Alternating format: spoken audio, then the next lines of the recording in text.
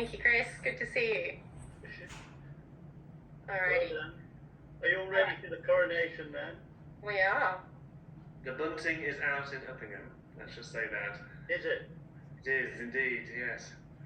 Okay, I feel like I'm ready. What I'm gonna do is we'll make a start now. That I think we've got most people, including Chris here, which is an important person, and then if anyone pops in, David, if you don't mind.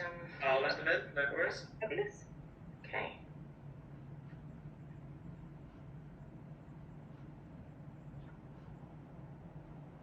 Hopefully you can see my screen. Can you see my screen? You can. You can. Yes, we can. Yeah, there we go.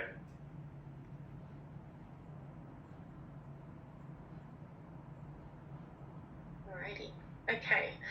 Obviously, if you've got questions as I go along, you can probably pop them in the chat, actually. That might be good, and then maybe David might be able to answer some of those questions as we go along. As I said, I'm going to record this meeting just because I think it'd be good to share this to everyone who couldn't come tonight. But essentially what we're going to go through tonight is a little bit about the expedition. We've got myself here, so I'm Dr. Muller, I'm the Assistant Head Co-Curricular. We've got Dr. David Boyce, who is a physics teacher, but also is an extremely experienced mountaineer and deer climber. I don't know, David, how many titles have you got now to your name? Oh, no, I don't know, quite a lot. But all of the relevant ones, so that's. And we have Christopher Short, who is the director for Far Frontiers. They've just moved from their UK operations and now are housed entirely in Nepal, and he will give you a little bit more about that in a second.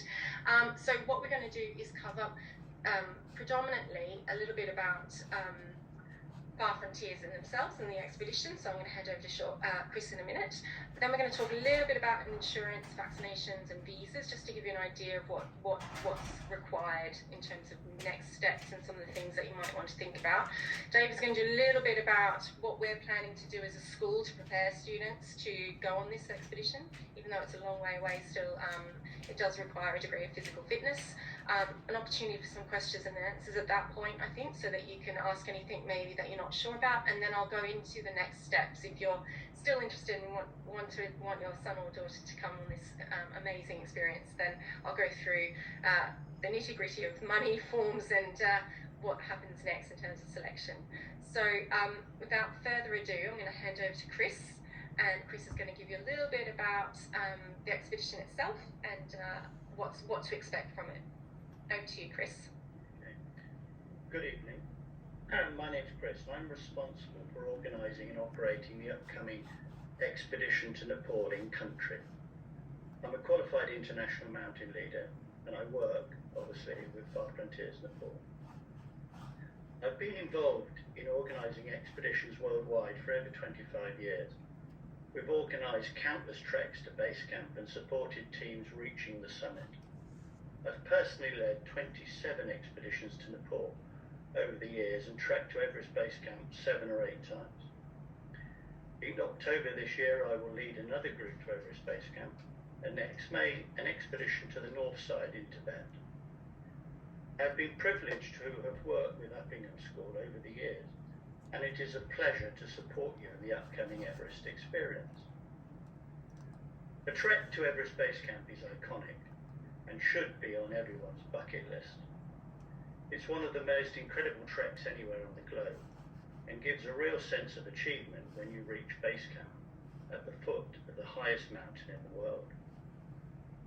From Kathmandu, we'll fly by light aircraft into the Khumbu region of Nepal, homeland to the Sherpas, to begin and end our trek.